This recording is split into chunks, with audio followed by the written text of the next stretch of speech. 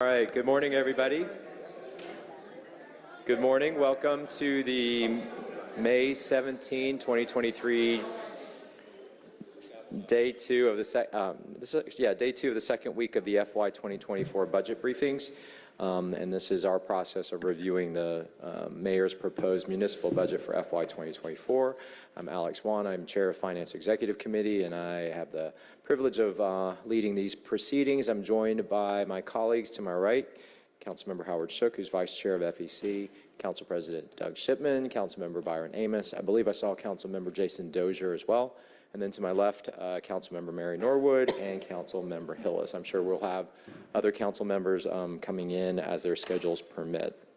Our schedule today was posted on the screens, but we're going to begin today with Department of Human Resources at 10.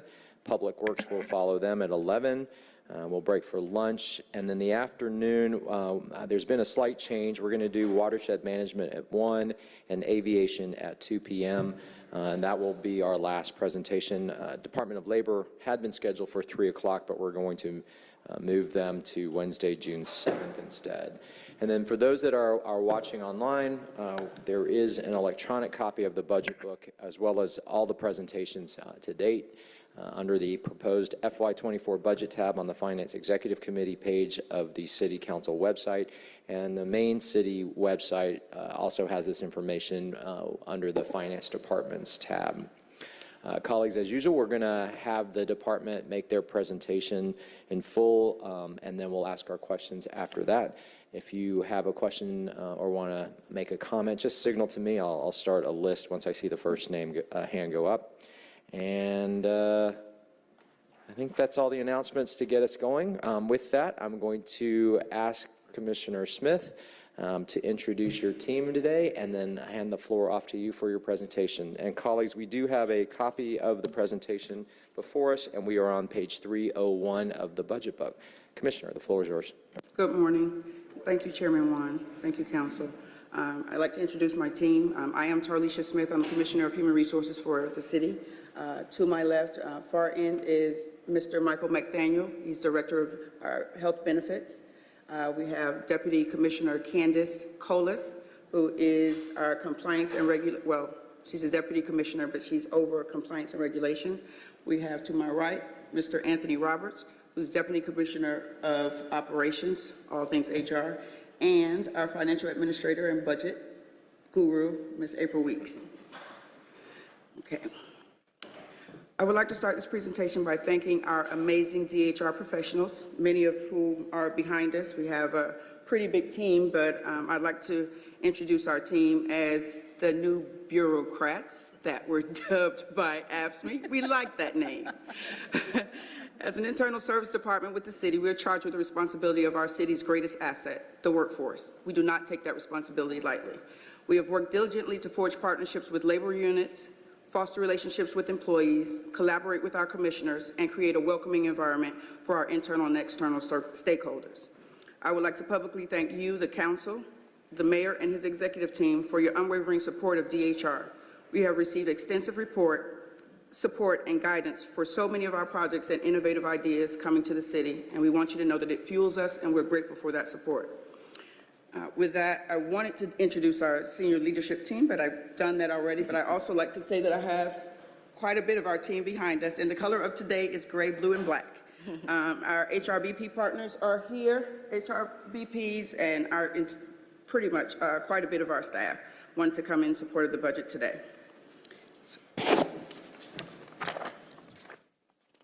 What is the vision of HR?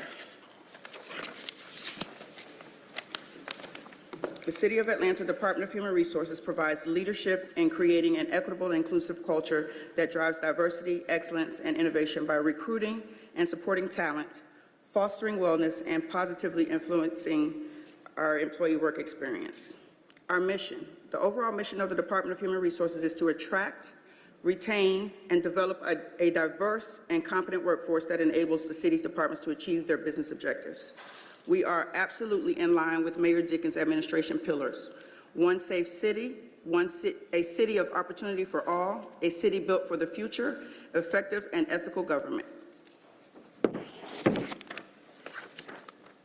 We've been provided with a copy of our organizational structure. Some of our team members are here, but we're going to move into our highlights for FY23. Compensation study is the big topic in the city of Atlanta. Phase one of the study began with our vendor Evergreen earlier this year. It began in April. We've had our first virtual town hall meeting that was held on April 25th, and we fielded over, I believe, 150 questions, and we had over 1,000 people to attend or watch us virtually on the virtual town hall. And we have 2 more town halls coming forward.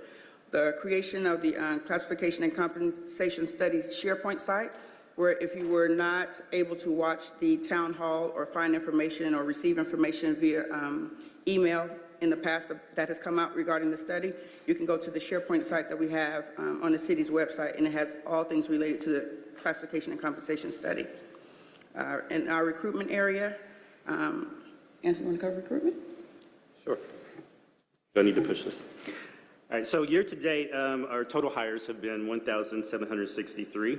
Our recruitment team, which is always out in the field, high schools, colleges, have held over 30 job fairs year to date. We had our inaugural collegiate career fair that we held at the C.T. Martin Auditorium in April, where we invited all of the area juniors and seniors of the colleges, and it was well attended, and we've even had, in speaking with the departments, many hires and interviews from that college career fair. APD career fairs that we have quite a bit, that is in conjunction with the police recruitment team that is always out and about having the career fairs. And currently going on as our Camp Best Friends, we are estimating to hire over 500 employees for our parks, including lifeguards, camp counselors for our park summer program. Thank you. Our HRS department has started a process to review multiple system configurations to ensure Atlanta City Code is clearly incorporated in process and logic to better evaluate and eliminate employee data issues. Simply put, we are streamlining the system and getting in alignment with the Oracle time and labor system. We're currently implementing 3 different processes for human resources, but I will get into that a little bit later in the presentation. And we also have started the citywide testing under the leadership of our HRIS guru and her team, Jerice Isaac. With that, the testing of the time punch method for the employees. So that is has been deployed, and we're checking on that right now to make sure that every employee is in a position to be able to punch in the labor employees who have to, I guess, initiate their workday by that method. So we're ensuring that is up and running before we move forward. Organizational development, headed up by our team member, Darylyn Poindexter. Currently, 98% of our city employees have completed new hire orientation. 87% of our employees have completed their compliance training. And we have provided in-person compliance training to employees with little or no access to computers. And we're also training summer interns with professional development. Compliance and regulation. DC Colas, take it. Good morning. So our compliance and regulation division is new, and I'm excited about it because the overall purpose of compliance and regulation is to streamline and standardize processes to efficiently process employee issues, complaints, et cetera, while at the same time minimizing exposure to liability for the city. To do that, we're fully staffed in OLER now, so the Office of Labor and Employee Relations is one of the offices in compliance and regulation. We've established a new intake procedure, a new workflow. We have reduced our backlog of EEOC cases and complaints by 21%, even with the new cases coming in. We have 2 sides of OLER. The one side is the investigative arm, which will help us identify risk. The other side is our compliance side, and we are excited and cautiously optimistic that we're going to be able to bring in all the NPAA processes, the Notice of Proposed Adverse Action, into compliance and regulation. That way they're all standard. That way when they get to the Civil Service Board, we can, and this is very, very aggressive, but I'm hoping to have a 90+% affirmation rate. If we do everything at the baseline properly, we should be able to just have them rubber stamp our decisions. We trained our investigative team on a 12-hour investigations course, which was great because everybody brings different skill sets to the city, but we wanted one city way of doing investigations. We wanted the same procedure. We wanted the same investigative report.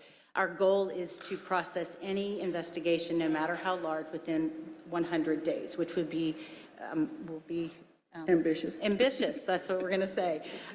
So that's how we identify our risk. We're going to be able to identify trends. How do we address it? We have two other offices in compliance and regulation. One is the Office of Policy and Procedure, and the other is the Office of Medical Leave. OLER is headed up by Tamika Sperling-Brooks. She's doing a great job as director. Our Office of Policy and Procedure is headed up by Christy Johnson. She's doing a great job of identifying policies and procedures that we need to standardize to make sure that we're in compliance with state and federal law, as well as our code. So she's doing a great job with that. We are working on a variety of policies, including our code of conduct, our handbook. We're revamping all of that. The other section is headed up by Tanisha Billingsley, and that's our Office of Medical Leave. I'm excited that we have standardized our communications, our forms, our timelines to be in compliance with federal law for FMLA and ADA. And so if we can implement controls to protect our city, then we can, hopefully by leveraging Ethics Point, be able to effectively give monthly reports on metrics on the trends that are going on, not only with our employee concerns, but also with our medical leave and the policies that are necessary to create. That's it. Thank you, DC Colas. And the whole idea behind creating the Compliance and Regulation Division for me and this team was litigation avoidance and making sure that employees have proper access for investigations when they feel that they have challenges, either management, pay, whatever the issue may be, that they have an objective and transparent place to go and air their grievances. Moving forward, benefits. I will take it, but we have Mr. Nathaniel here. I can go over what your area is doing right now. Good morning, everyone.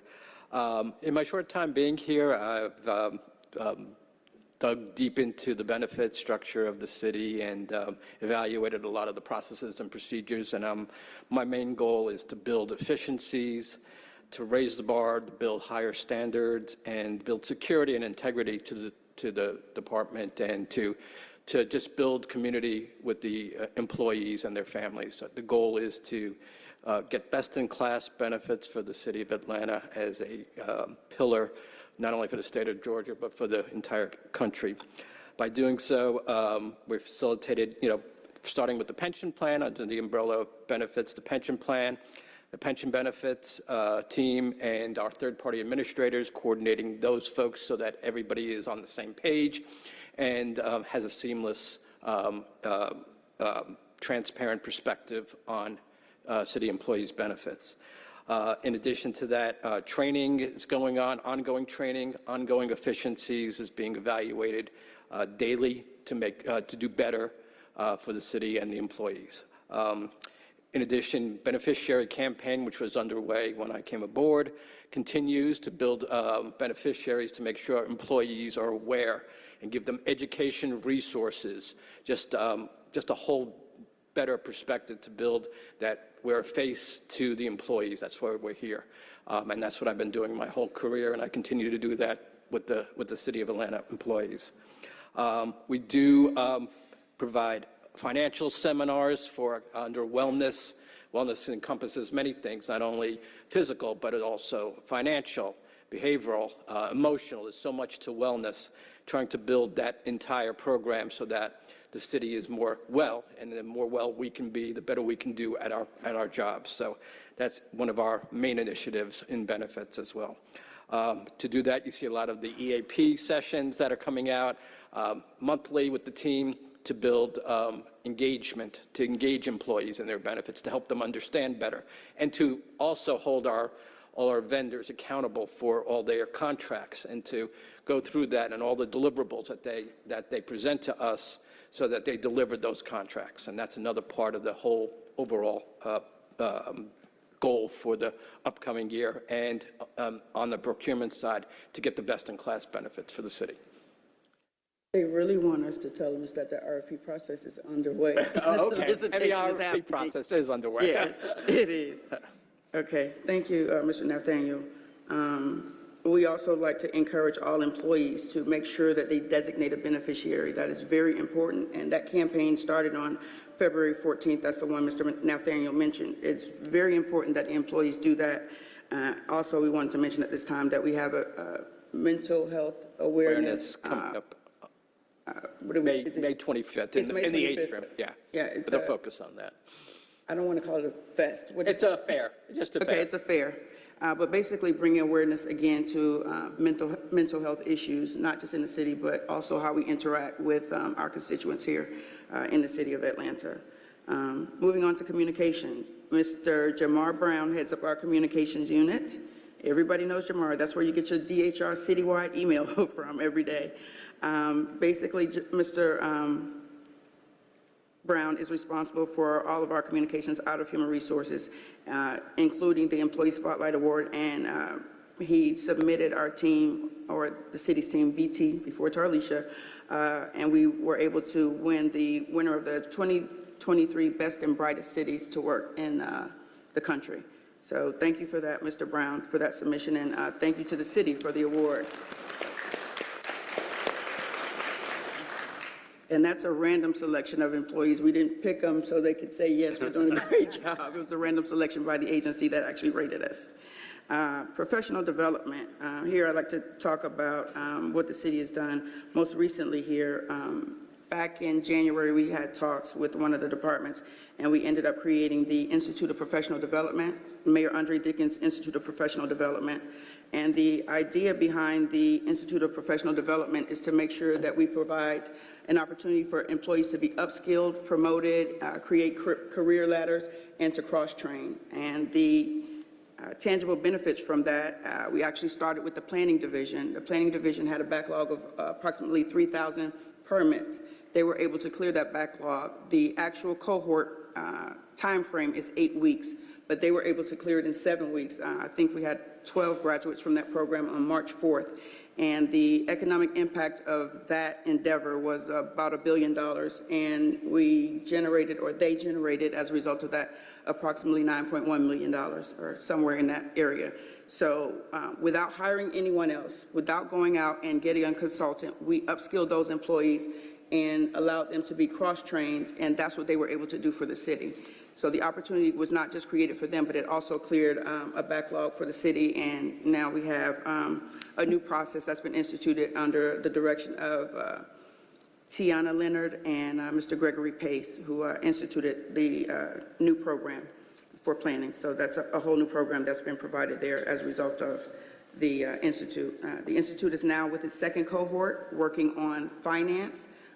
With accounts payable, I believe we have between 32 and 35 employees who have participated in that program.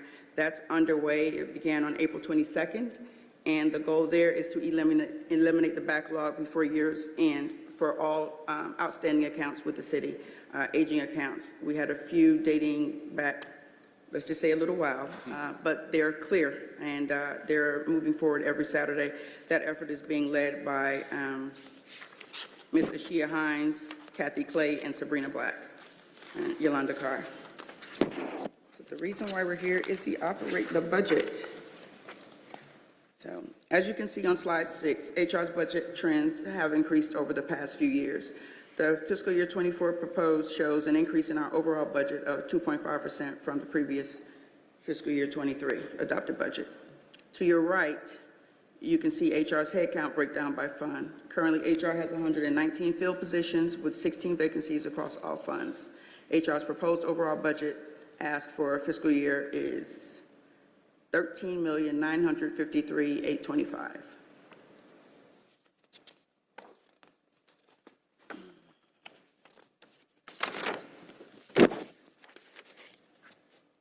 Our FY24 proposed budget has an overall increase of $13,000 over last year. This variance is due mainly to the group insurance fund with an overall increase of $300,000. The operating budget key drivers for FY24 are salaries, regular across all funds, contract obligations in the group insurance fund to fund pre-employment physical contract with Caduceus USA, fuel and maintenance expense for 7 vehicles under our EAP division, and a small increase in other finance uses for GMA lease fee. 84% of HR's proposed budget is personnel. To date, FY23 DHR has an average retention rate of 84%, with an average vacancy rate for funded positions of 19%. 119 of our positions are fully funded.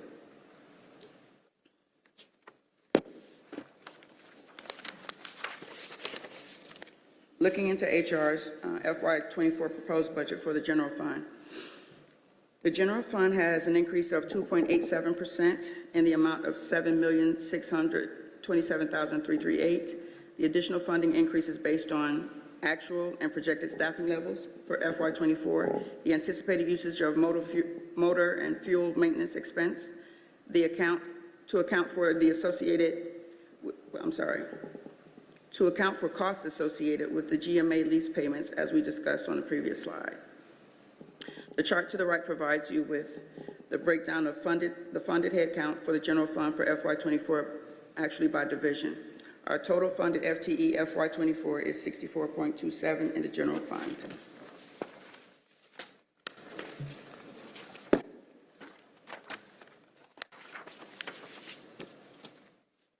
On slide 9, we'll show a breakdown of FY24 proposed 7.6 in the general fund.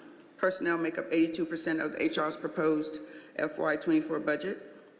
This will fund 71.37 FTEs. I'm always concerned about that point number. We have whole people here.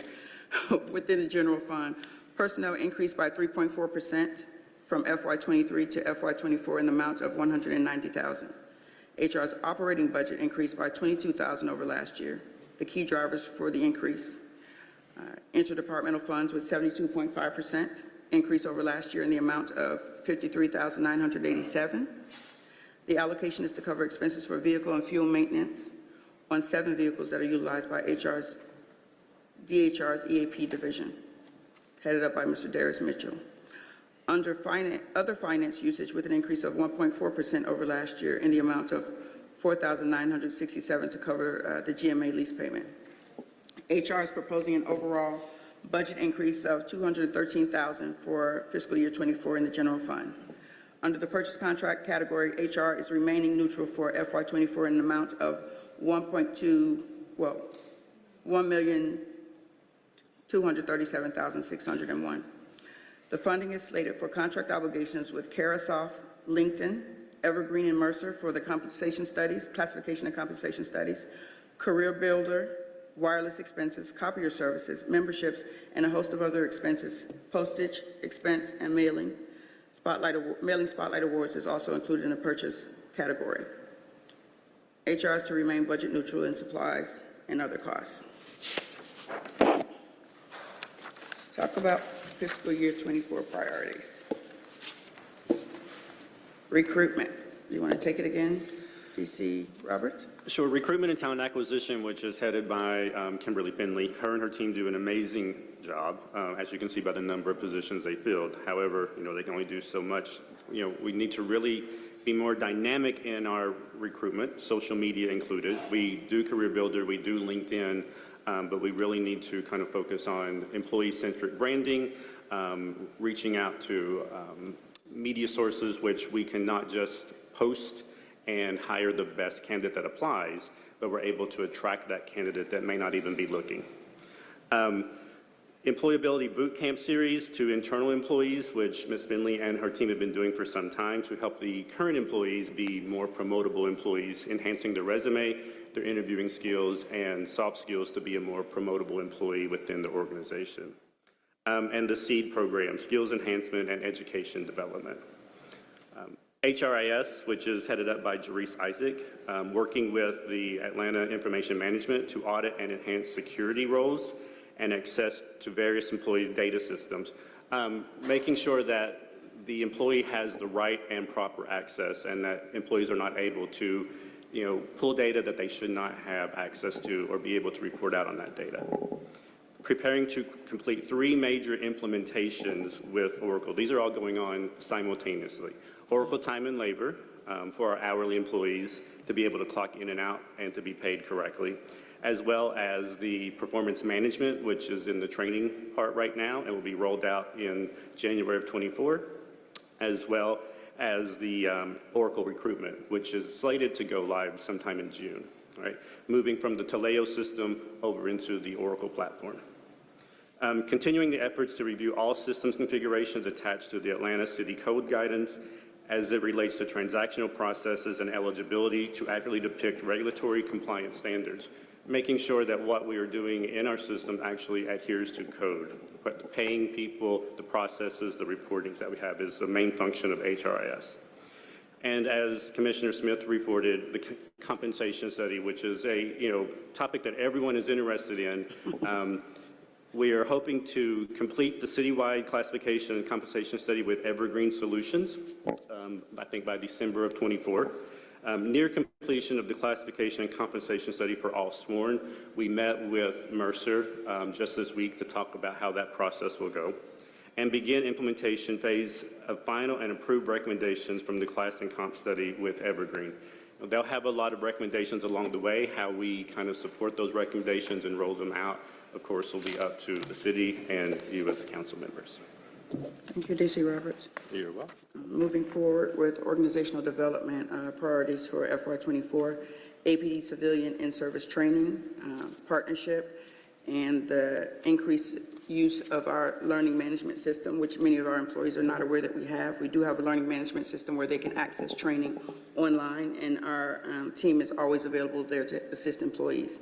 In addition to that, we will continue to move forward to try to increase our percentage rate of compliance training.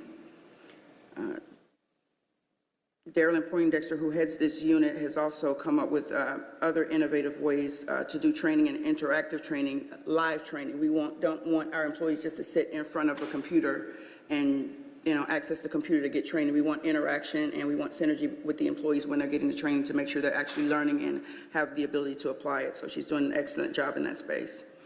Compliance and regulation, again, DC Colas, if you want to talk about the internship program that you've created. Sure. I'm excited. We have an internship program. We're only going to have 4 interns this summer. We started small, but it's going to be a first touch of human resources. College-age students with a management or a human resources, if they're seeking that degree, I think sometimes it is more important to know what you don't like than what you do like. So we're working really hard to develop a curriculum where they're going to touch all aspects of human resources. So I'm excited. We got a lot of good quality candidates. The second piece of that is we're in ongoing discussion with Emory Law School as well as UGA to get an externship during the school year, a 12-week program where they're able to come into compliance and regulation and learn some skills with regard to that. The implementation of Ethics Point, we would love to have Ethics Point as a case management tracking tool. That's kind of our goal.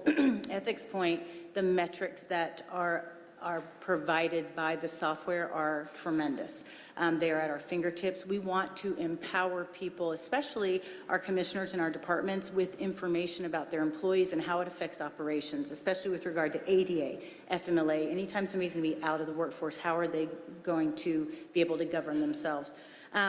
The third thing is we are creating and launching MOU training, the Memo of Understanding through the union. We've had a really good working relationship with the union. We're excited about it. Part of our MOU is that we are going to train every manager on how the MOU applies to them and their department, meaning the grievance procedure, how do they give time out for union activity. So we're excited to be developing and working in partnership with Darylyn Poindexter and her team for that. And like I talked about before, we are working to automate as many processes as we can. Our Office of Medical Leave did a great job. We're pulling all the medical information out of the departments into compliance and regulation. If I have my druthers, and I'm not sure what a druther is, but if I had it, I would have 3 people in the city have access to medical information. Confidentiality is crucial. I know we've had challenges with that in the past, so we're working really hard to do that. Tanisha Billingsley has created a automated form where the HR business partners, as soon as there's a medical need identified, they send a link, the form automatically brings it into our department. So we're working with those types of things to make things more efficient. It is a roses and thorns kind of situation as we stand it up, but my group is, they are agile and pivot easily. So I'm excited. Yes, they are. Moving forward to benefits, again, we mentioned earlier about the RFP and the solicitation taking place within the next week. We will relaunch the EAP Safe Harbor program and stand up the cities, states, probably the nation's first public safety wellness unit. The public safety wellness unit is basically a place where it's EAP for our public safety, specifically dedicated, that they have a chief psychologist, 3 clinicians, and an admin. The chief psychologist will be seated in the fire department. All 3 have collaborated and partnered with the Human Resources Department. When I say all 3, all chiefs, Chief Shearbaum, Chief Smith, and Chief Dancy, we all came together and had a meeting to discuss the need for it, and they provide the resources. So through their departments, they're funding the Public Safety Behavioral Health Unit. And with that unit, they have full access to EAP benefits. And when we have situations like we've had in a recent past in the city, I'd rather not name, our EAP team dispatches out to the scene oftentimes, or they have access, 24-hour access to our team for any needs that they have as a result of anything that has happened with them at work or in personal life. You can always reach out to the EAP staff. Communication and professional development. Again, we are going to continue to move around the city and implement the more cohorts for the Institute of Professional Development, because it's important that we continue to cross-train, upskill, and try to make sure that we're using city dollars to train employees as opposed to going outside for consultants, and give those opportunities and reinvest in our employees. So those dollars that we use for some consultants, in some areas we don't, have the luxury of doing that because we don't have the skill sets on staff. But for others, we're looking at opportunities to upskill our employees and make that investment in employees as opposed to going on the street looking for the talent when they're right here. And the response to the employees and being seen and having that investment made in them and giving the opportunity to earn more money or be cross-trained and, create career ladders and be promoted has been very rewarding to watch, and to hear the feedback from them has been, very satisfying to know that, that undertaking that endeavor has empowered the employees, and they speak about it all the time. Our planning unit has really done a bang-up job and has ensured, not just the team that started the Institute, but their leadership, that they vow not to fall behind in the permitting process anymore, because they've created a new process and they've streamlined it. So that's one of the bonuses of creating the Institute. But we will move on to the watershed department. We have plans for E911 as well as our 311 customer service center if they are interested in starting a cohort for the Institute. And that concludes our presentation. Thank you, Commissioner. Before we start taking questions, I want to acknowledge that we've been joined by Councilmember Boone, Councilmember Lewis, and Councilmember Westmoreland. I'll go ahead and start the list of questions. I see Dozier, followed by Shook, and then I'll go down this row: Hillis, Boone, and Lewis. So Dozier, you have the floor. You ready? Thank you, Mr. Chair, and thank you, Commissioner and team. Just had a couple questions, largely around recruitment and retention. I'm curious, how much of our recruitment efforts as a city are done by the Department of HR versus the specific departments. And, I've seen job fairs for lifeguards, so I know Parks and Recreation is out there. I know both Watershed and Public Works have worked with my colleague, Councilmember Lewis, and some of the efforts in his district. What I'm not clear on is, are those efforts largely driven by DHR, or are they department specific? And if they are driven by DHR, how targeted are your recruitment efforts, recognizing that some of our, I've seen advertisements from city planning around needing more urban planners. I mentioned the lifeguard piece. And I bring this up because I know other institutions, both public, nonprofit, and private, have developed relationships with universities, with colleges to help have a pipeline to fill some of these gaps. And so when I see some of these professional gaps in where we need support in the city, I'm curious if we're doing any efforts to identify future urban planners, future bureaucrats, as you mentioned before, so that we don't have to spend as much money on the recruitment efforts, because that is kind of baked in. So that was a big question, but if you can unpack that a little bit, I'd love to hear a little bit what y'all been doing.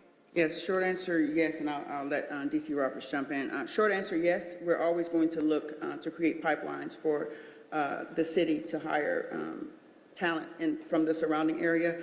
But I can tell you that HR overall, yes, we are over all recruitments. And if a department commissioner reaches out to the DHR, we will do a targeted recruitment for them, especially if it's mission critical or it's a void that needs to be filled due to attrition or skill set gaps. We definitely will institute that, but we've also held career fairs or job fairs in individual districts of commissioners because council members, because we want to make sure that we are reaching every crevice of the city that we can. Short answer, as far as the relationships with the universities or the pipelines, we're in the process of building that.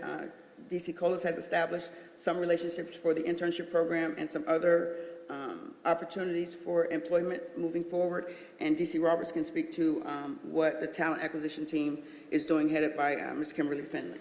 Yeah, they already have a good relationship with those universities, especially around the area, but also expanding that out nationwide as well. I come from a background in college career services, so I also know that sometimes going to the career services department of the university is not as fruitful because they do a lot of just posting and hoping people will show and setting up interviews.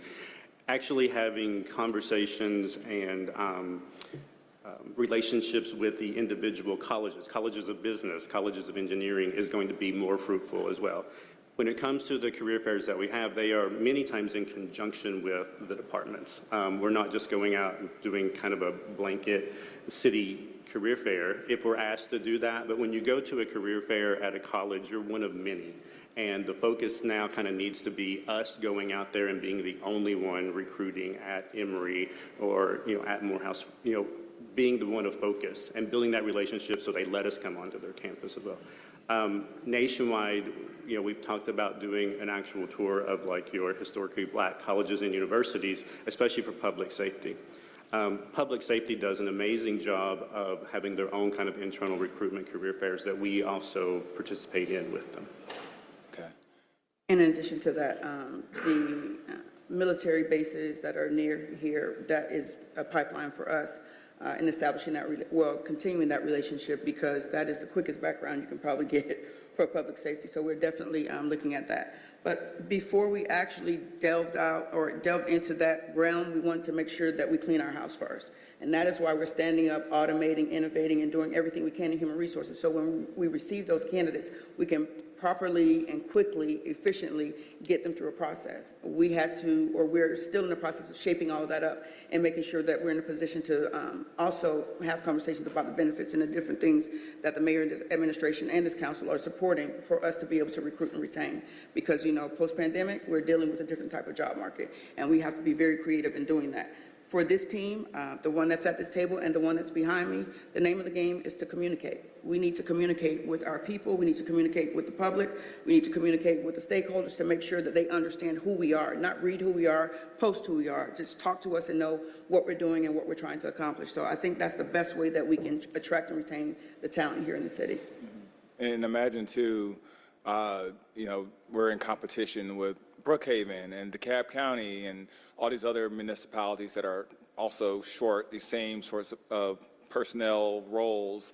And I know when corporate America recruits and they sell Atlanta and they talk about our culture and our history and all those sorts of things as a way to attract talent.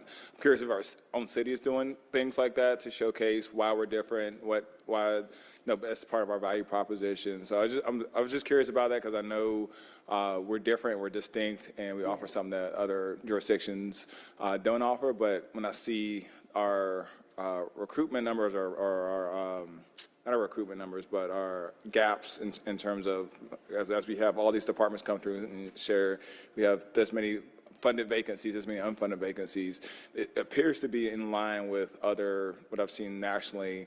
And, as some of my colleagues talk about all the time, Atlanta's different. We should be at the head of the pack, but it seems like we may be doing better in some things, but I'm just curious where we can get a competitive advantage by showcasing who we are. And that's why I was curious about the recruitment side. Mm-hmm. And it's great to hear that on the public safety side, y'all are working with our military bases. I've always been an advocate and reminding folks that veterans offer so much to their employers. I will just add that and goes beyond public safety. We'd love to see more veterans working for HR, working for Department of Transportation and Public Works. So as y'all are having those conversations with those military bases, just keeping that in mind, because we do have logisticians in the military. We do have clerical workers. We do have folks who are behavioral health specialists and things like that that can offer a lot on that front.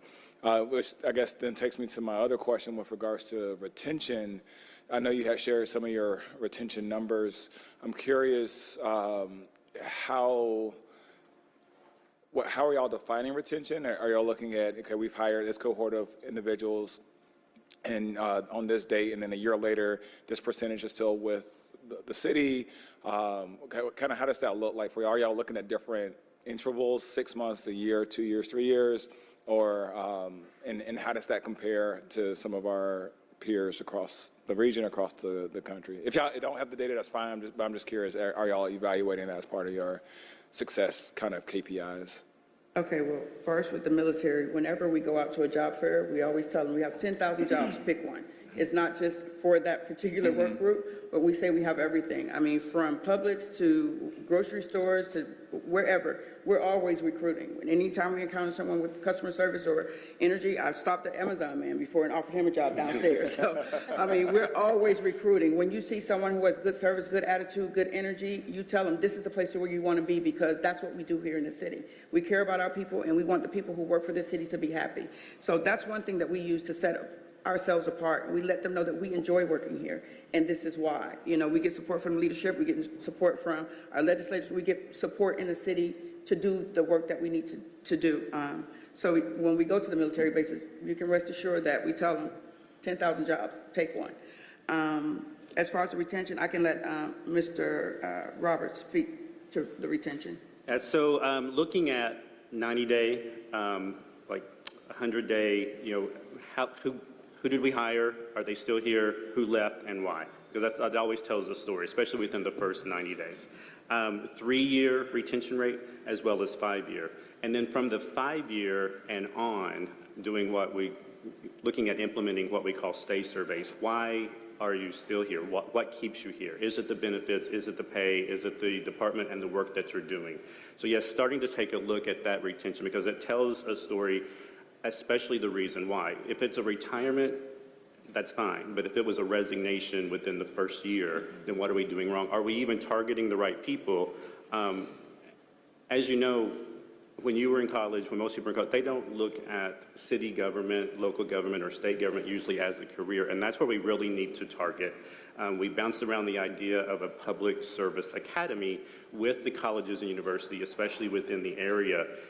The freshmen coming in all the way up to seniors for 4 years, being in contact with them, offering them programs, bringing them on so they can see you all at work as well as other departments within the city, so that they can understand, probably no matter what the degree that college is offering, there is a job here that could utilize that degree. And I think most people don't understand that. They go back for their master's in public administration, because most of the people working in city, local government are career changers. They worked for private, and then through some means, either someone or referral, they came here. But it's actually having people choose that as a career is where we really need to focus that attention. No, thank you so much for that. You're welcome. And I know I know you weren't here last year. I know, what you call it, BT before? BT, before Charlisha. Yes. There have been conversations about standing up employee resource groups to help facilitate that retention, whether it's around LGBTQ, around veterans, things like that, to help folks feel some camaraderie with folks across departments, to help them want to stay with the city because they can find. I don't know that it's part of that, continues to be part of that strategy, but I know that's something that corporations and other municipalities have done to help in that retention effort. So just uplifting that a little bit. And then just my last question, the conversation about the joint recruitment efforts with those various departments, from a budgetary standpoint, is that is that largely reflected in the DHR budget? Is that reflecting those individual department budgets, or is that kind of a combination as y'all are assigning staff, somebody's paying for the We are. pop-up banners? And, okay. Except for when we're dealing with the enterprise, but it's always a partnership, and we try to do it in the most efficient and, fiscally responsible way that we can to execute, and we also try to combine resources where we can. And moving forward with that. But a big part of what Mr. Roberts was talking about in response to your question, we walk the halls and talk to our employees too. And let them know that we're available to do certain things, and even resume building, there are different opportunities that we offer. I like the idea of recruiting, but I also like the idea of taking care of those who are already invested in the city, because many employees will sit in the same space for their entire career and wait to retire. Some want to do that, and some do it by default because they don't know what the other options are. So we want to create those career ladders and let them know that the city is available and, willing to help them move in advance. Don't stay in the same seat. You have an opportunity to grow, and we can provide you with resources to do that.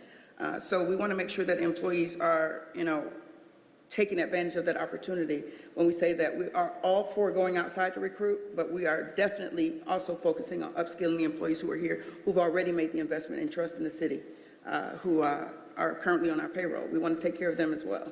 So I know that's everybody's like, always go out, do this, do that, whatever, but we want to retain the talent that we have too, because everybody's cherry picking off the city. We have the biggest, we have the best, we train, and then they come and go, oh, you're fully trained now? Come with us. We have a few more dollars. But we're working on, a robust benefits package. We're working on our communication and our openness and instilling trust in this department and the city, and reminding people that we're here.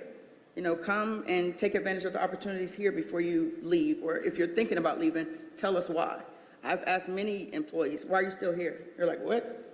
Why are you still here? How long have you worked for the city? And they explain to us, well, I love the city, I live here, I want to be here, but, and we always want to take care of the but. I hope nobody just jumped in at that point, because I should have said that way. I'll cut off right there. Well, I was Thank you for the question. I'll end my line of questioning there as well. Thank you so much, Commissioner and team, and thank you to all of y'all for coming out today. Mr. Chair, you. Thank you. So I note that your general fund budget has increased modestly but steadily over the years, not so with most of the revenue fund budgets. Many of them showed decreases, and the explanation, which I find a little cryptic, is decrease based on actual/projected staffing levels. I don't know what that means, and could you kind of flesh out the process that allows you to determine that? Well, actually, you're speaking to our department specifically, correct? Yes. Okay. With the HR team. But that's kind of generically throughout. Okay. In some other places too. I'm sorry. We have pretty much staffed up in the HR space as much as we needed to for the projects that we have currently ongoing. Right now, we have some projections that may go into the personnel paper, but we're still fine-tuning where we are in evaluations and assessments. So right now, the budgeted staff that we have is basically able or in a position to get the job done. And we don't want to ask unnecessarily for additional resources when we can work with the team with what we have. We do know some programming that's coming online down the road. We will probably need resources, but we've received the support of the administration, and I've had the ask from the council whether or not we have the tools or the resources to do the work that we need to do. And I can confidently say yes, that I do have that in place at this time. And what we need, if we find ourselves in a different position at some point and it's critical to the operation, we'll definitely come forward and say, hey, we messed up, we need some more help. Okay. But right now, we're staffed up to get the work done that we've been charged with, not by only you all, but also by this administration. I appreciate that. And then there's a request I make annually, and I'll make it again, and it's for data that I assume you're familiar with in terms of what Yes, sir. Okay. Thank you. Yes, and with that, and along those lines, Mr. Shook, I would just want to make sure that you're aware that we are definitely with what DC Colas has mentioned and DC Roberts has mentioned, we are really trying to be as transparent as we can with the metrics, but that will require us to make sure that we get online the way that we need to with the investment that the city has made in the Oracle product. Bringing that online will help us with our metrics, and my goal before I leave the city of Atlanta is to make sure that we have not just a Shook report, a Shook dashboard, so you can look at it at any given time and see real time exactly what the personnel complement of the city is, all the transactions that take place, and everything related thereto. So that's the goal, but we can't just do that in HR. That is a partnership between HR, AIM, and other departments, but we are definitely working towards a model that looks like that. All right. Thank you. Thank you, Mr. Chair. Thank you, Commissioner, for the presentation and your team. Thank you. Particularly so, my first question is going to be about EAP. I know I kind of touched on this in your last presentation to FEC. So the EAP program, including this public safety wellness unit that has or is being established, how many clinicians total in the entire EAP program, including that unit, are available right now to provide support to our employees? I want to say 12. I don't know if that 3 is included in that 12. It's 12? 12 Yes. clinicians, okay. How many of those, again, I believe you said this, but how many are dedicated to the public safety 3. specific unit? 3. 1 in fire, 1 in police, and 1 in corrections. Gotcha. Reporting up to Dr. Carla Moore. And so do you have the data? If not, I would request it about how many, not just patients, because a patient can have multiple interactions with a therapist, how many patient interactions we've had this, I guess this past calendar year. I do not have that data in front of me, but I can get it to you.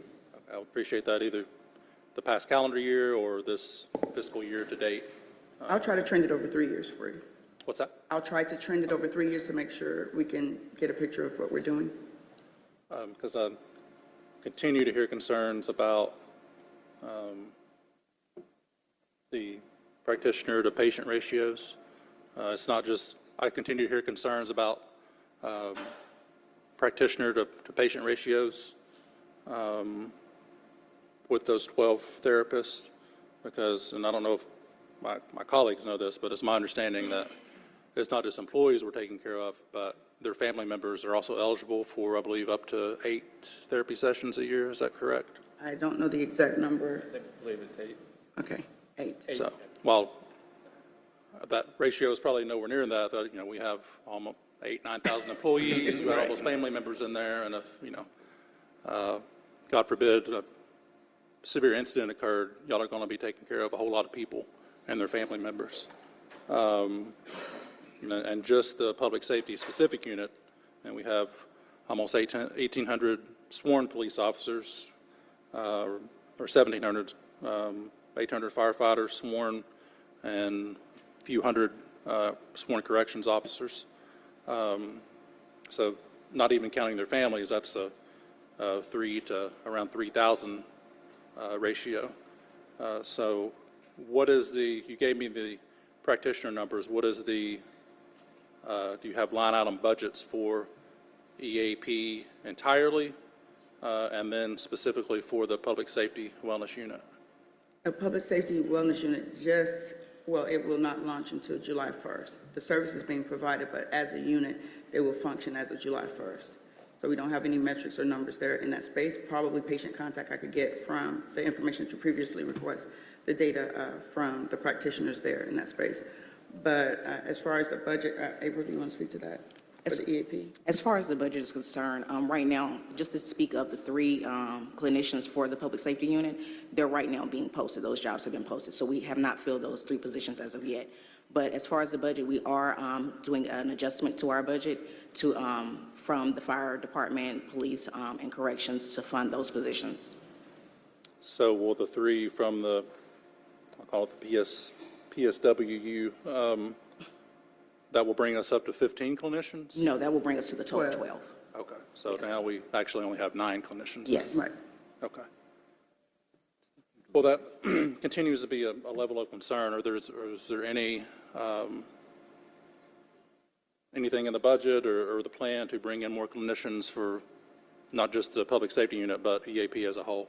Well, what we wanted to do after standing the public safety unit is basically wait a time period certain to try to determine whether or not that is going to be sufficient. Based on the level of use, I believe that is why Ms. Moore, who's the chief psychologist, came up with the number of clinicians that she needs in order to support her in that effort and to make sure that we have a dedicated person at each site. There is overlap, or if there is a need for additional resources, I do believe that there is a contract in place if we have spillover for additional services. But for the most part, the model that we have currently staffed is a model that's been dictated by the personnel who are in charge of those areas to say that, you know, we have sufficient personnel.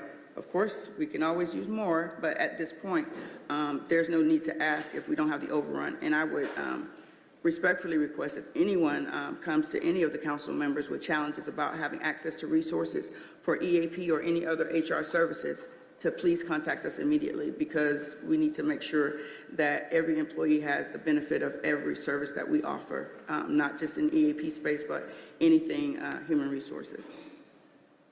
And I'd like to also have an offline conversation with you after your presentation about another matter with EAP.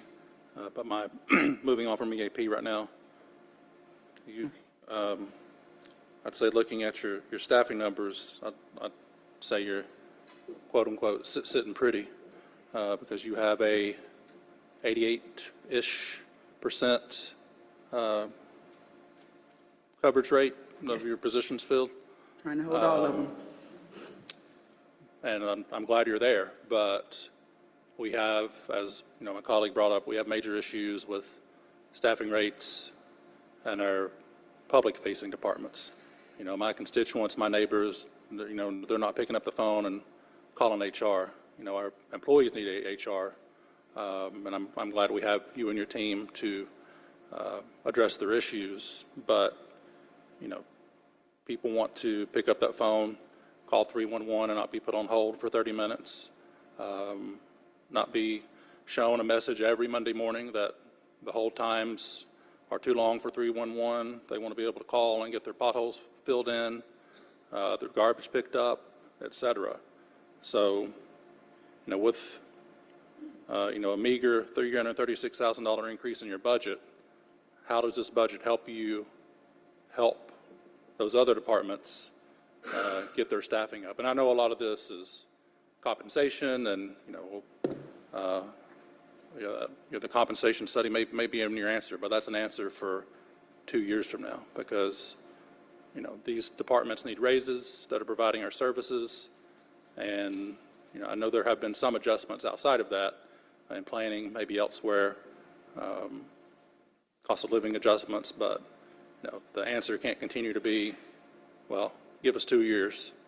You know, we have to make some adjustments now because we can't continue to have departments that have 70%, 75, 80% staffing rates. So what in this budget and a meager $336,000 increase helps you help our public-facing departments? Thank you for the question. It's very important to us if any commissioner comes and says, I'm that short-staffed. We have conducted targeted recruitments, and we will sit with the commissioners and go to the CFO and administration if we have mission-critical positions, and even if they're not mission-critical, if there's such huge gaps, like if we have found that in our recruitment efforts we're not able to retain or attract the talent, we need to pivot. And in that regard, we've been able to do that in several instances. All of those that have been brought to me, I try to address. I don't know of too many that we do not have in progress. A lot of the positions that we have out there for recruitment, we do have challenges with the pay or the benefits. And again, I don't want to say a sluggish workforce, but you know, candidates have a different attitude about approach to work. Do I have to come in? You know, what time? How long? At the City of Atlanta, we have a work schedule. We do 8 hours, and we exchange this little thing called a paycheck every 2 weeks for, you know, your 40 hours and 40 hours. Some positions we will allow employees to work remotely, but there are others we want to get back in the building to build the synergy. We want people to be here to service those customers. So some of the pushback from candidates has been, I don't want to work in a building 40 hours a week. Well, you can work in certain departments from your home and service a tax-paying citizen. So that is not going to happen, and that is not a candidate who I'm going to try to bargain with. So it's very important that, we strike the balance in having those conversations, and that's why I said we communicate when we try to attract and retain the talent. But, as far as filling the voids and the gaps that we have in the various departments, especially where it's extreme in the areas that you mentioned, we do partner with those departments to recruit, put on either recruitment fairs or actually take referrals. We're exploring all different types of opportunities to make sure that we fill those gaps. Again, we're remodeling our HR house to try to make sure that we can receive everyone appropriately and have the resources in place when we onboard so that we don't lose employees immediately.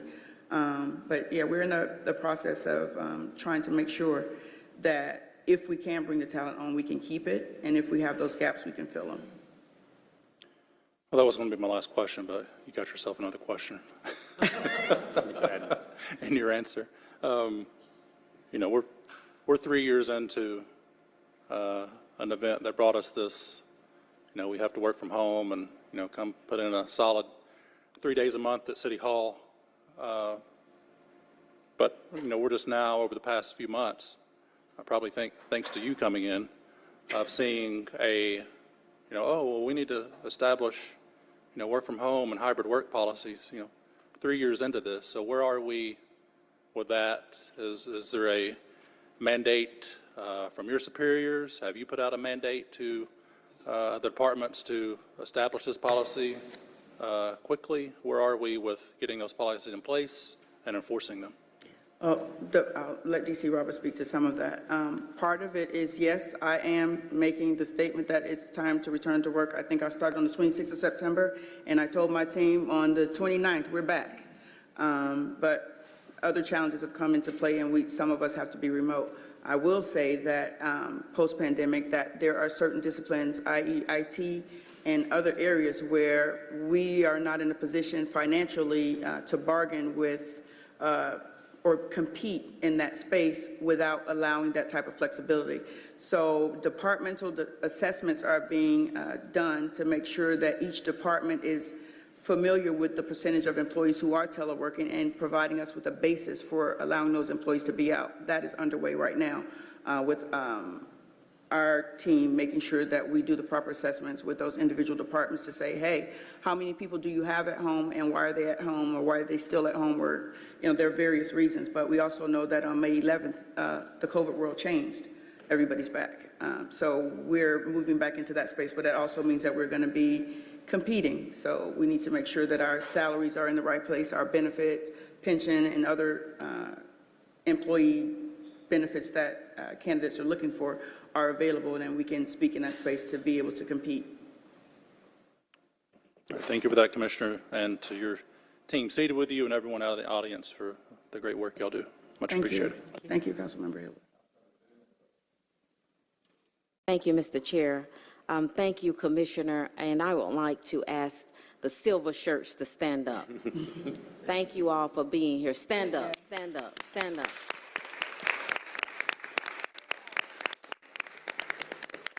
Thank you all for your great attitudes. Thank you all for having those great, willing to work attitudes. I've seen so many of them out at the midnight basketball games, out on Saturdays at the various recreation centers, recruiting throughout our communities. And for that, I want to thank you all. Thank you, thank you, thank you. Secondly, Commissioner,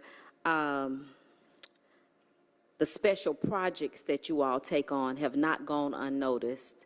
You all have pitched in various places throughout government just to make things work, and we just appreciate that. I appreciate you personally trying to stop the bloat in government. getting folks back to work. You and I had a conversation about that a couple of weeks ago. We've got to get folks out of this mindset. If they're able to come to work, they need to come to work. So I appreciate you taking that on head on. We had a conversation about that. Those difficult employee tasks that we may not agree with all the time, that you have tried to resolve quickly with expedience and with compassion, that is not gone unnoticed. Some we can resolve, some we cannot and have not resolved, but those that have been very difficult, you have been able to really navigate those waters throughout the government. And not only does this council appreciate it, but the community appreciates that. The health center across the street, I would like for us to do more flyers and emails about that, because our solid waste watershed workers need to be able to know that they can get their medication there, their high blood pressure medication.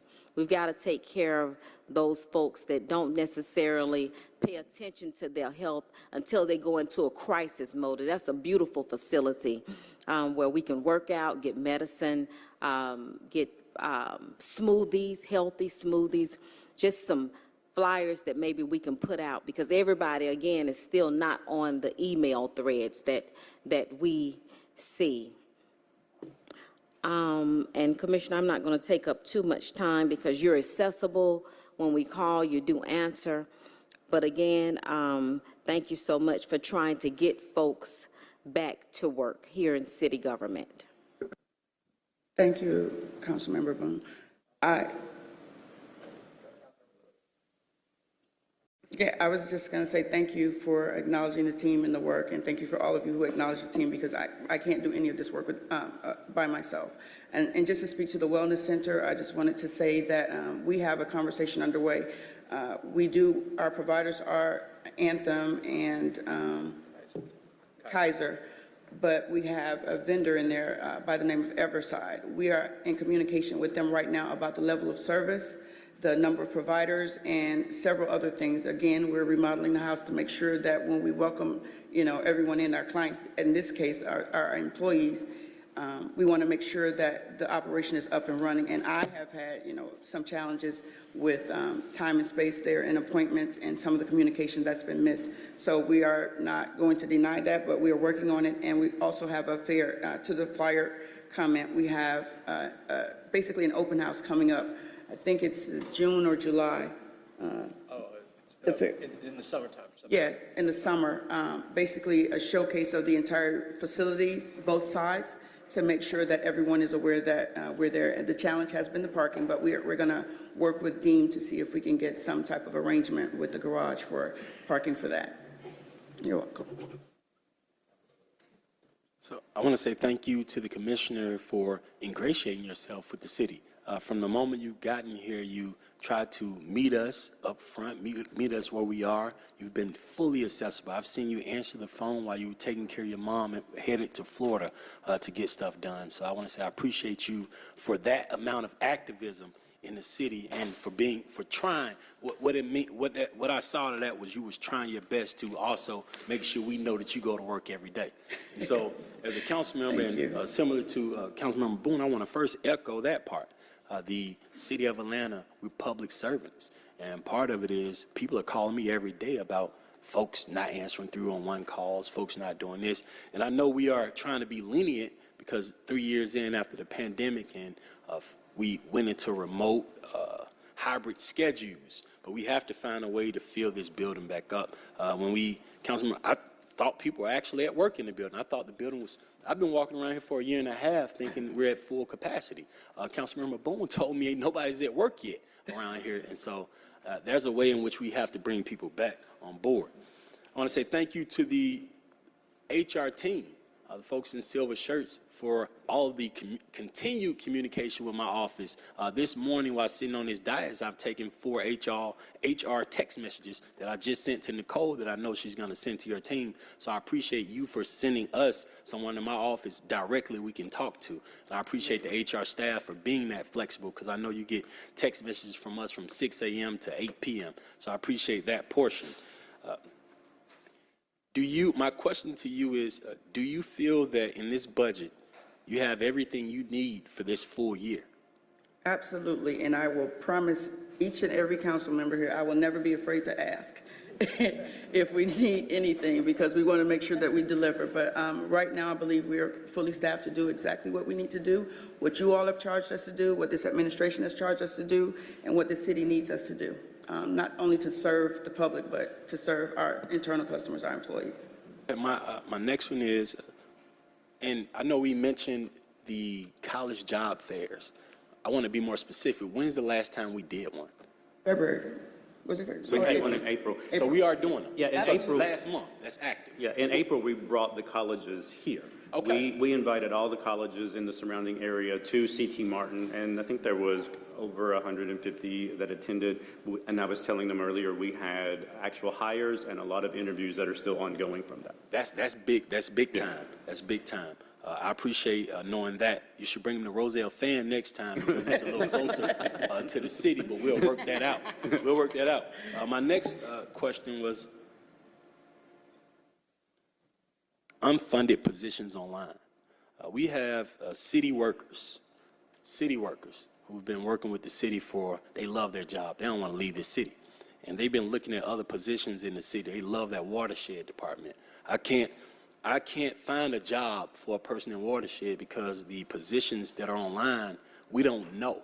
And so is there a way in which I do have communication with Ms. Marquita Browning, and they have been fully working with me with their HR folks. But if you are a city worker or a person in the city, but I'm thinking about city workers that are coming to our job fairs because they want to stay with the city. They want to go to watershed. They want to go to different departments after being in sanitation for 5 years. They're looking at different departments. And I got one that just texted me this morning about a position that I know ain't funded. And so is there a way that we can remove unfunded positions from online, or what can we do to where the only jobs online are jobs we're hiring for now? That should be the case.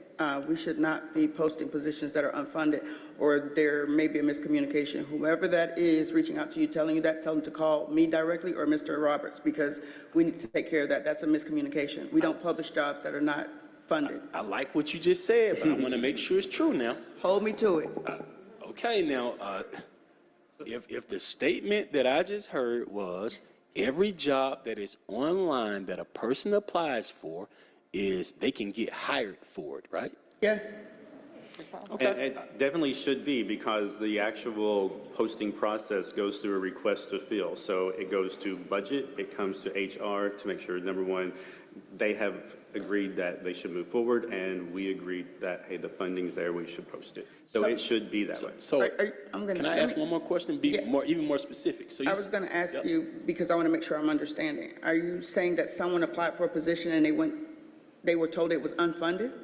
Yeah, I'm telling you, I was told that job, they're not hiring for that job right now. And to me, that meant we're not hiring for this position right now. That is a bigger conversation that we probably need to have offline and address immediately, because we should not post positions that are not funded. And if someone does apply for a position that's not I'm funded. assuming that it's funded. I'm going to go back and get this job for this person. It's my job. I believe what you just said. I like what you just said, and I'm going to move forward based on every job that's on the city council, on that city webpage, is funded, and we can get them filled. So if it is posted, the money should be there because it has gone through that process. Exactly. I want to ask another question then. I like this. What's the... Are we getting How ourselves in can trouble? how can we get people hired? How can we get our process to a 30-day process to where a person comes to a Roselle Fan or a CT Martin job fair, fill out a job today, and within 30 days, is there a way within 30 days they can come interview with us, they can get a call, or is there a way within 30 days that person can be working? Some jobs, yes, some jobs, no. There are a myriad of factors that come into the hiring process. It depends on what type of job it is, what level it is. Some jobs we've been able to pretty much hire on the spot or at least extend offers, and there are others we will not. Okay. So it just depends on what type of job it is. But working with DC Roberts and his team, Ms. Finley, there is the best turnaround time now, but we also have our software system and other things that we have to work with in order to move through processes. So you want to speak to that, DC Roberts? Yeah, Ms. Finley is the head of talent acquisition. When I first came on, she kind of schooled me on the SLAs. So when a job is posted and it is closed and they do what they need to do to get it to the department, they're meeting those SLAs almost every time. We are also dependent upon the department. How quickly do they want to move? Our hands are tied at some point. How quickly does the department want to move in getting that position filled? How long did it take them to review the candidates? How long did it take them to set up interviews? We'll work with them as much as possible, and we're meeting those SLAs to try to get them the candidates that are qualified very quickly. But a lot of it depends on how fast they want to fill it as well. So I'm on, 2 weeks ago, I went through a process I've been going through the process so often with all the departments. But in this department, we had a person that filled out a job. They said that the department receives applications from you after people are qualified or unqualified. Yeah, so after the job is closed, then all the candidates are looked at based on the job description that the department has helped us say, here's what we have to have and here's what we would like to have. We go with the have to have. These are the people that are qualified because we don't have a problem with interest in a job. People that are qualified as well as interested. So out of 500 that apply, only 50 may meet the qualifications. Or 3. Right. We don't want to bombard the department. And that's been the issue. Yeah. I think that's the bottleneck right there, too. So I think when I got to the department, after having 400 people show up at a job fair, only 11 people were qualified for a watershed job. And I'm asking, what are we? But there's still opportunities for people like that. I mean, if you come to get job A and you're not qualified, we don't just say go home. If we're at the fair, there are other opportunities. Like I was telling the council member earlier, we have 10,000 jobs, pick one. I like this. I like this. I just want to get people hired. Yeah. To me, we got so many open jobs. You say 10,000.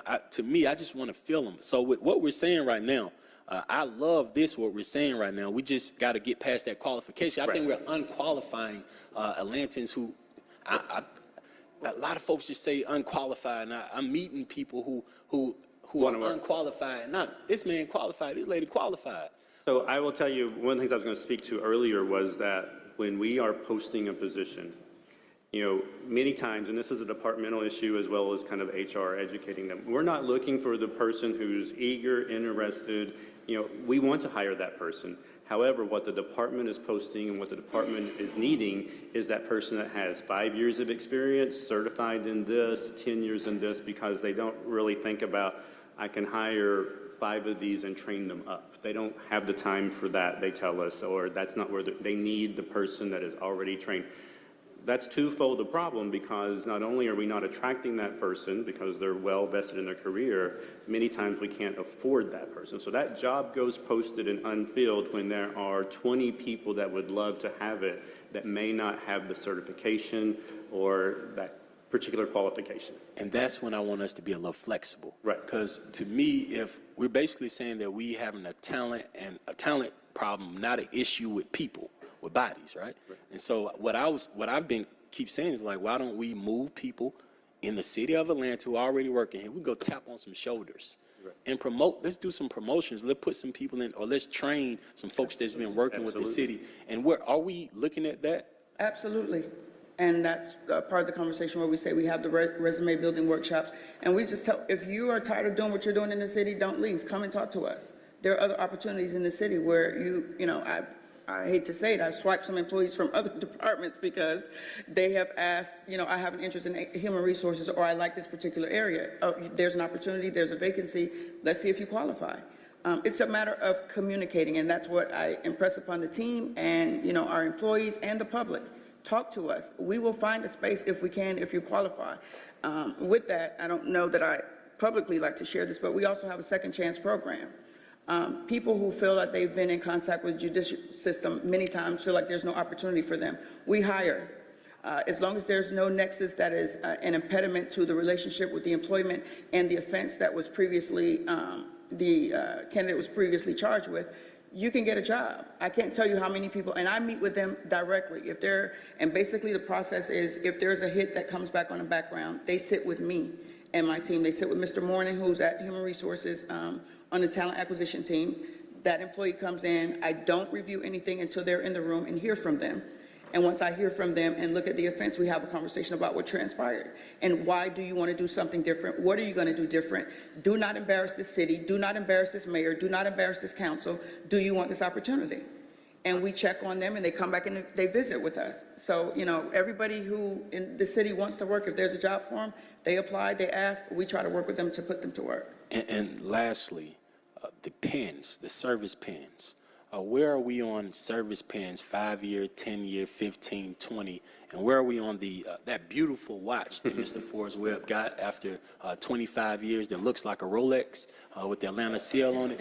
Where are we at? Because I had Ms. Lundy. This might be the first question that I can't answer, Mr. Lewis. No, and I say that because, and you, man, y'all have been amazing. Y'all answered everything. Y'all gave me some work to go get some people some jobs. But that service pin and those watches, like if a person 25 years, 30 years, that watch got to be guaranteed. It's a beautiful watch. Okay, they're chomping at the bit, but I just want to say this, Ms. Weeks and D.C. Roberts. But before I get into that, I want every employee within the sound of my voice on the waves or in this room to know that we value each and every one of them. We see them and we hear them. And anyone who makes that type of investment in the city to stay with us 5, 10, 20, 30 years or whatever, we want to make sure that we properly reward them. I don't know that our current framework for employee rewarding and engagement to that level is where we would like it to be, but it's definitely underway. April? So as far as the service pins are concerned, Commissioner has charged us with doing the research and getting quotes to see how much that would cost throughout the city. So we are working on that, my team and I. And as far as the watches, we do have those in stock for those who are retiring after 30 years of service with the city. You said you couldn't answer that question. You answered that question as well. I said it, she did. So, That's my team. Mr. Chairman, I can see. Thank you. All right, thank you, Councilmember Lewis. All right, before I recognize our next two speakers, I want to acknowledge that we've been joined by Jason Winston and Byron Amos. I also want to just do a quick time check. It is now 11:21. We are now into the Public Works session, which is fine. We're just going to finish this up and then pull them up, and then we'll just spill over into what would have been our lunchtime. So with that, I'll go ahead and hand it over to our next speaker, Council President Shipman, followed by Ms. Amos. Thank you, Mr. Chair. Thank you, Commissioner and team, for all your great work. You've inspired a lot of confidence over the course of the last year, and we appreciate it. Just a few quick questions on different things. One, I just want to go back to Councilmember Shook's question for a moment. The enterprise fund use decrease in your budget, does that correspond with decreases in support that they are requiring from HR? Is that why the amount of money from those enterprise funds has been trending down and general fund has been trending up? I'm hoping not. Right now, the staffing levels, there have been conversations.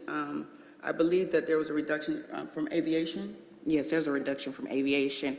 They are fully staffed. They've always had a salary savings every year, and so budget just pretty much put us in a place where we are fully staffed and fully funded in aviation. So that's where the decrease comes from. Great, thank you.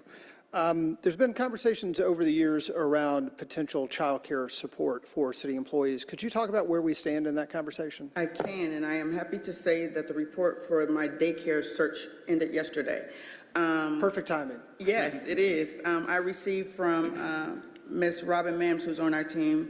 I charged her with getting in contact or getting a list of daycares in the surrounding areas and within a certain perimeter of the city to see what type of services they offer, their capacity, their rate, and everything, because I want to bring that back to administration, because I was actually charged with that with the mayor as well, to try to figure out what type of benefit we can offer or stipend that we can bring forward for our employees to include in our benefits package moving forward for the next fiscal year. So I just received that report yesterday, maybe around 3 o'clock, when I review it, and I can share it to let you know like what type of services are out there. And I'm sure we'll come back at some point and have a discussion about exactly what's available. But we're definitely in that space looking for an opportunity to provide a benefit to our employees. Great. And just to be clear, that is outside the purview of this budget currently, correct? Yes. Good. Okay. But as you know, there's a lot of support. I think I can speak for my colleagues on council for exploring that. So I'm very excited to hear that we've made some progress on that exploration.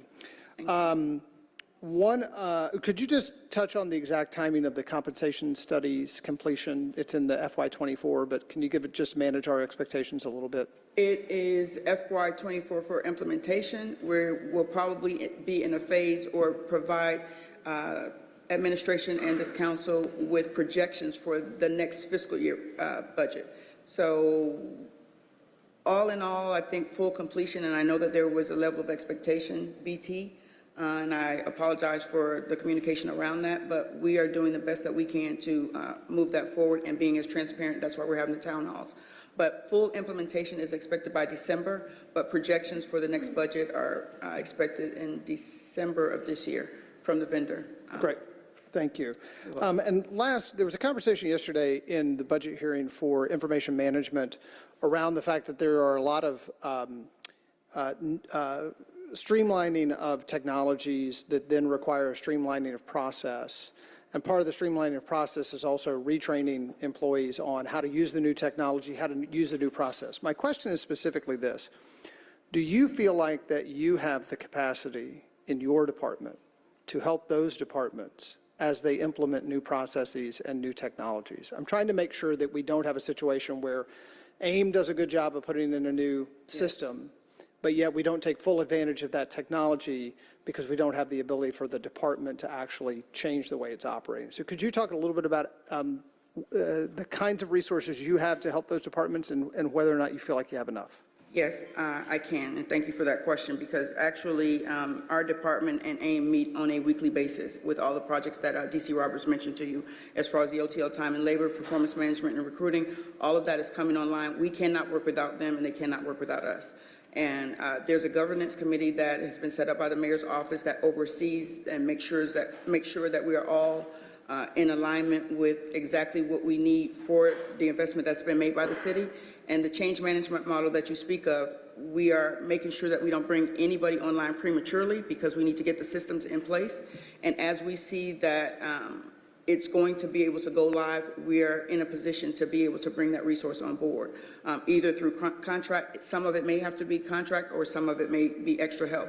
But we don't want to put ourselves in a position where we're just asking and we bring people on board and we don't have anything to do with them. We want to make sure that we have a pathway for them to help us with that change management model. But we're also, using the employee skill sets that are already in place. The name of the game is upskill and cross-train. So we're making sure that the employees who are here have an opportunity to either become train-the-trainer or to learn the systems and be more efficient and carry that information back to their department. I appreciate that, and I appreciate the thoughtfulness around it. I would simply make a request that if you see points at which you don't feel like that either you have the capacity and or that there's a timing mismatch, would you please raise that red flag to this council? What we don't want to be doing is in one part of the budget, making investments, but then in another part of the budget or in another part of just the operations, not enabling. Now, obviously, it's not council's job to implement, but it is council's job to make sure that we're breaking down any barriers to implementation. And so I would just request, and I have full confidence that you will, yes, but that be one not to be shy about, because I want to make sure that those technology investments that we're making are turning into actual process changes. Absolutely. We will come forward and ask. Thank you. Thank you. Thank you, Mr. Chair. All right, I just want to note we've been joined by Councilmember Bakhtiari. Mr. Amos, you have the floor, followed by Councilmember Bakhtiari. Yes, thank you. Commissioner, first and foremost, thank you for bringing your team. I see a lot of faces that I see running around this building doing work and never realized they really belonged on your team. So just thank you to you and your team for what you do. Most of my questions has been asked, just answered, but just want to bring special attention to the Public Safety Wellness Unit, to say thank you for that, but also to possibly have you to pay closer attention to our 911 operators. All over it, all over it. Because when we talk about special events and the police, we don't realize that 911 operators get those type of calls constantly every day. So it may not be an event that happened a couple of weeks ago. It may be an everyday occurrence, and if they don't have someone to simply talk to. So let's make sure that unit is at least paying a little more attention to the ones that may not be on the front line, but that's actually on the virtual front line. Yes. So thank you for that. And then I haven't heard anything in the conversation about retention, or maybe I missed it. The employee tuition reimbursement program still exists. What's the status of it? I'm scanning slowly over to Councilmember Westmoreland because we have been in constant communications about that. And yes, with that, and were you finished with, I'm sorry. Yes. No, you okay. go ahead. With that, we had to create a tuition reimbursement policy by which we could, I guess, administer the program. The concern that I had, I'll be quite transparent, is that the investment in the program was $500,000. What I did not want to do is create an expectation of I'm getting a bachelor's, master's, or whatever type of degree on $500,000 with an 8,000 employee workforce. So what we were trying to do is figure out what can I do to bring someone from beginning to end and actually get a credential for that amount of money, and how widespread could it be. So in partnership with Councilmember Westmoreland's office, he introduced me to, is it ATC? ATC, and they are in a position where they can offer different disciplines for a rate, I believe, between $1,500 and $3,500. So we're in the process of trying to figure out exactly how many of those we can offer, either for licensing or some type of credential, where we can max out that 500, or I think I may have capped it at the 300,000, and the balance of it to be used for not incentivizing, but professional development for employees who are here, because some people have never had any type of training. So we'll reserve some of those funds for that, but all the tuition reimbursement specifically, we're not in a position to really offer tuition in terms of a degree, maybe licensing or credentialing, but not necessarily a degree. I don't want to have someone start midstream and say we don't have the funding for this year or next year for you to finish the program, and put that burden on the employees.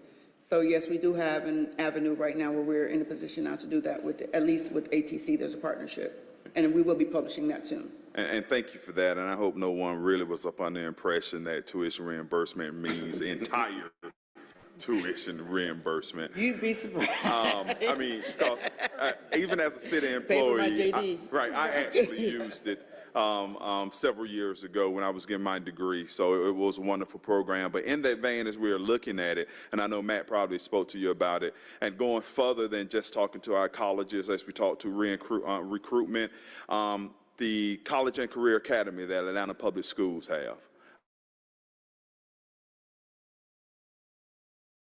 Perfect opportunity to catch our youth coming directly out of high school. Also, we have an early college program. Some of them are finishing high school with college credit as well. And we talked about flexibility. As we develop out the tuition program, some of that may be used as an incentive of high schoolers coming out of high school with college credits to actually continue through college, understanding there may be a small reimbursement with the caveat that you're coming to work for your city, your home city, once you get out.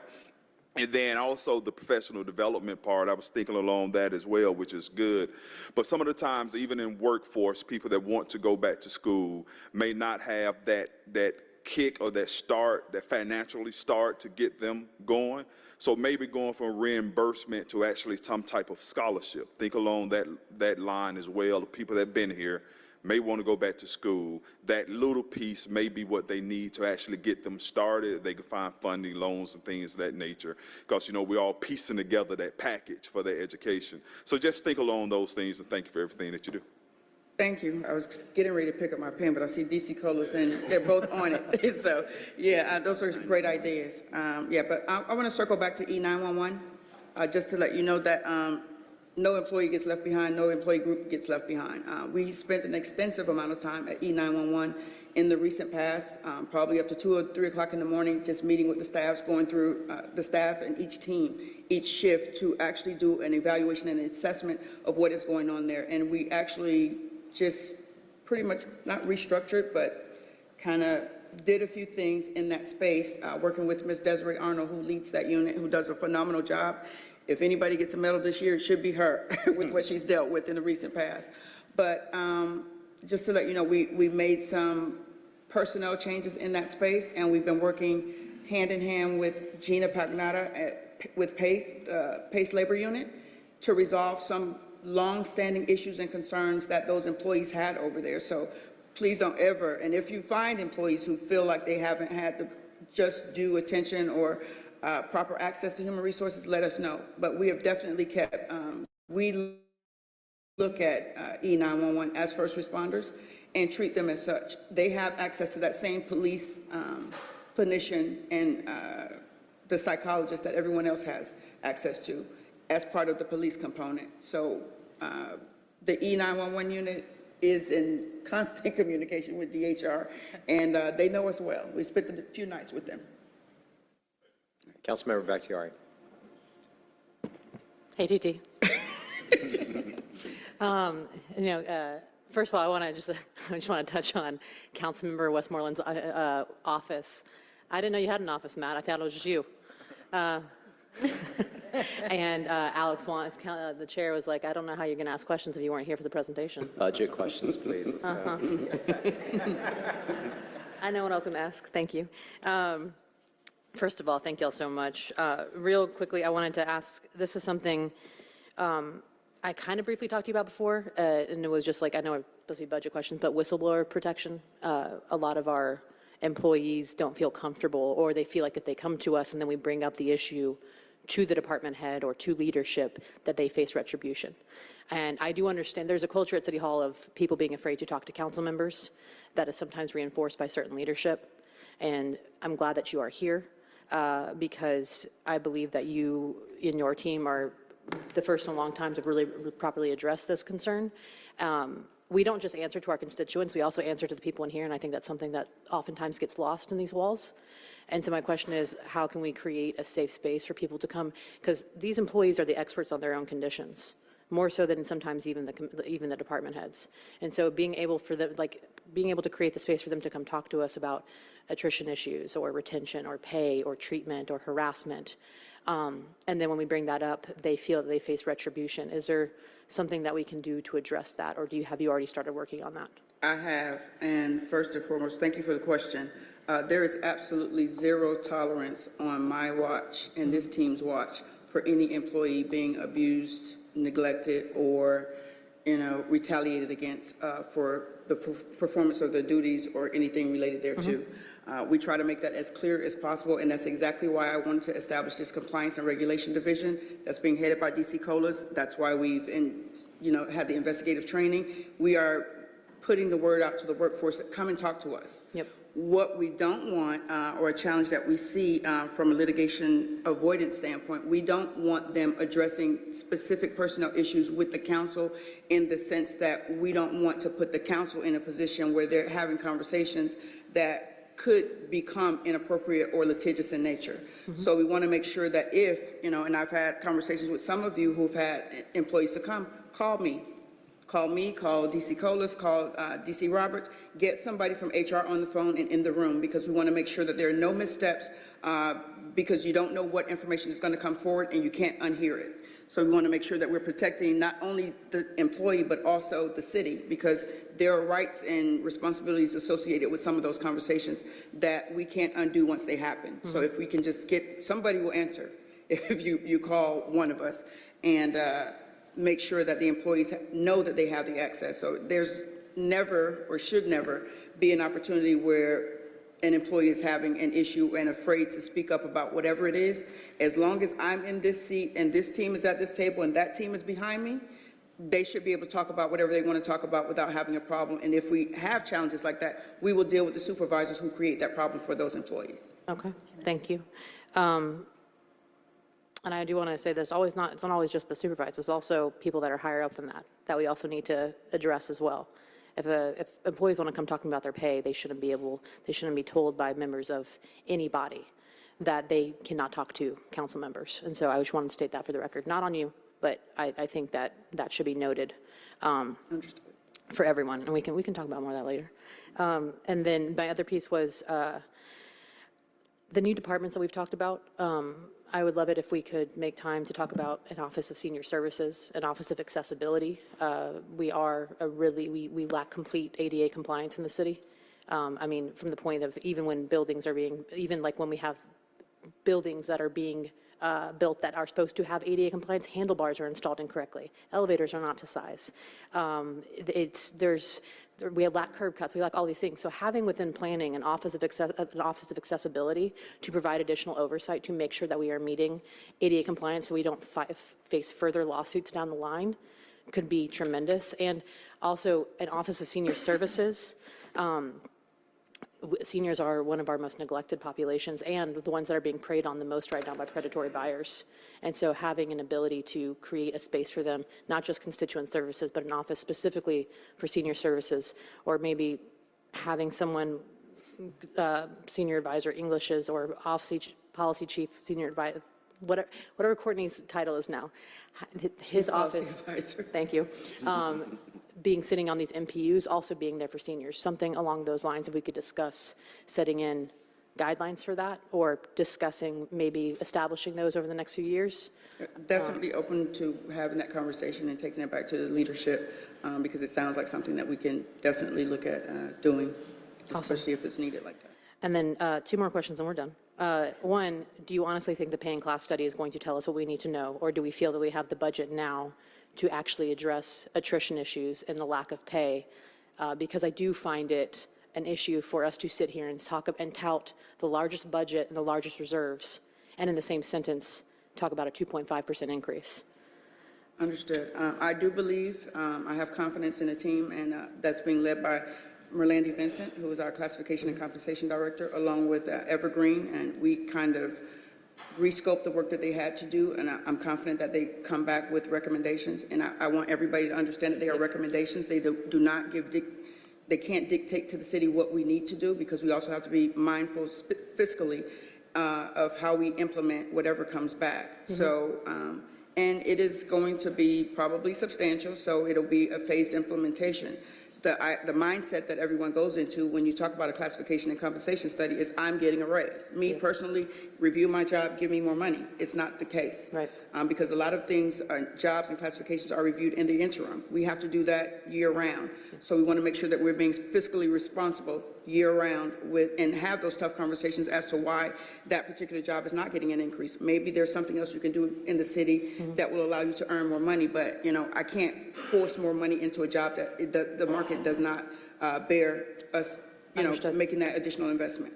Perhaps being able to sit down with HR and to explore other ways that we can assist, maybe not just with pay, but the college reimbursement, the reimbursement tuition program, Absolutely. But also perhaps issues like, SNAP, EBT, gas cards, something that also city employee housing, something that can also assist with other costs of living to help with retention. And then thank you. And then last thing was something I also want to address. It kind of goes along with whistleblower, but a little opposite of that, nepotism. A lot of our departments, we have a situation where we have employees that are related to people or friends with certain of us up here that do not do their jobs, that mistreat their colleagues, that mistreat their bosses. And there has been a culture in City Hall that these people are untouchable.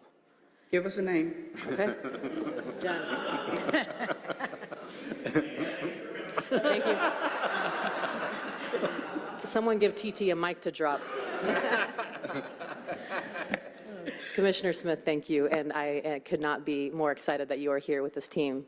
I already adore you, so, and all of you, thank y'all so much, appreciate it. Thank you, Councilmember. Back to you. All right, I think I've got 2 quick questions, and then we're going to try and get y'all on out of here. Thank you for bearing with us. Obviously, there's a lot of interest in the work that y'all do because of its important. You're kind of the entry point for our city in terms of operationally. I want to, on page 7, under the table where you have the FTEs, I just want to confirm that that number, that 0 vacant funded, doesn't tie back to, there's another page where I believe you have 18. There was another page where you had a list of the vacancies. Yes, 16. Oh, yeah, 16, yeah. Yeah. So I just want to make sure that 0 should be a 16 and reduce the 118 by 16?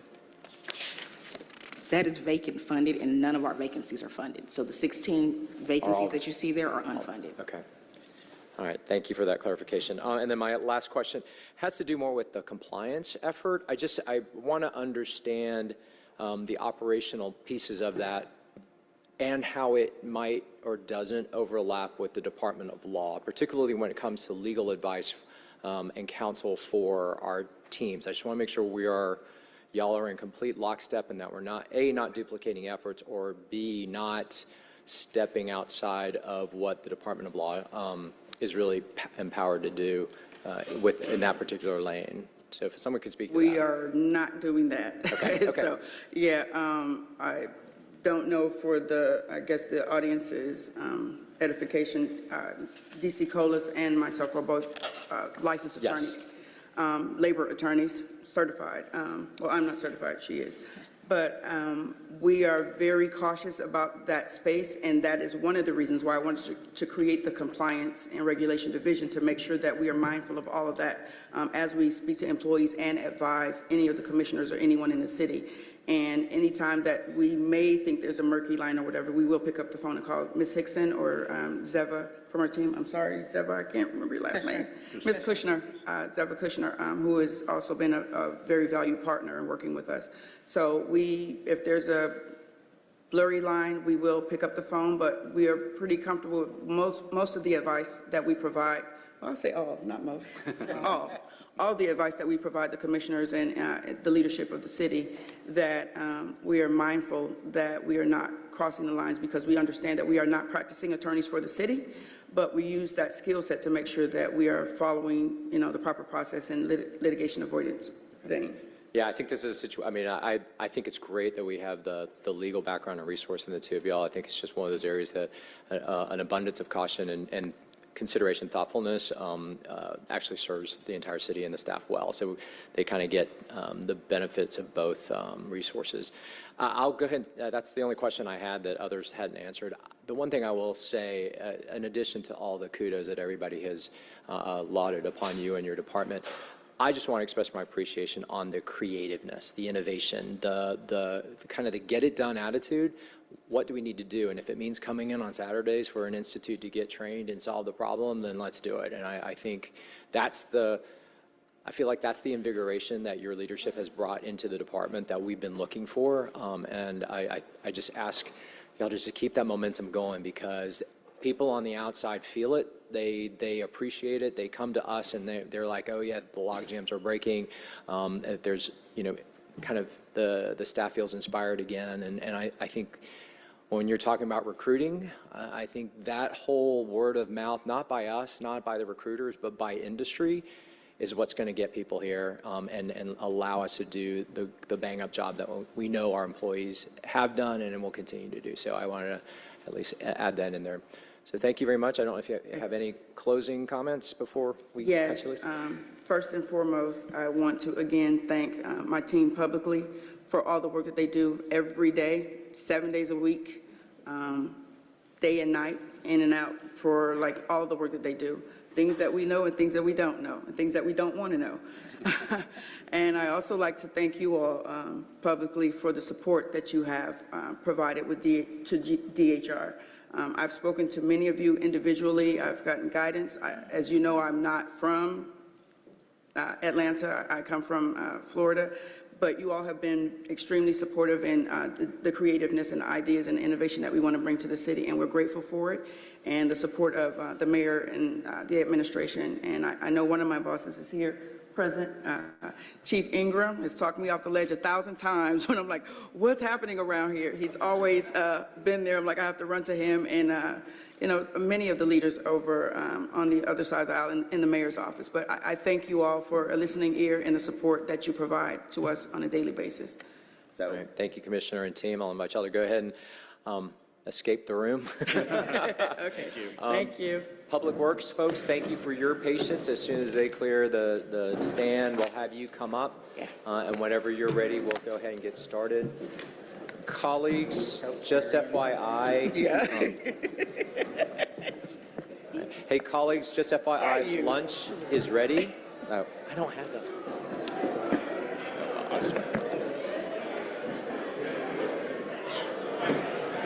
Take a minute to move. Good and stiff.